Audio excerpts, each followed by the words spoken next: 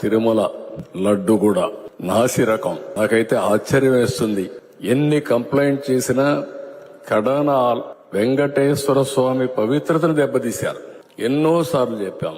అక్కడ ఎంత దుర్మార్గంగా ప్రయత్నం చేశారంటే అంత దుర్మార్గంగా ప్రవర్తించారు. కడాన అన్న దానంలో క్వాలిటీ ఆఫ్ ఫుడ్ లేకుండా చేశారు. దేవుని దగ్గర పెట్టే ప్రసాదం అపవిత్రం చేసే విధంగా ఓసారి బాధేస్తుంది. నాసి రకమైన ఇంగ్రీడియంట్సే కాకుండా ఎనిమల్ ఫ్యాట్ కూడా వాడారని. ఏది గీకు బదులు ఈరోజు స్వచ్ఛమైన గీ తెమన్నాం, ప్రక్షాళన చేయమన్నాం.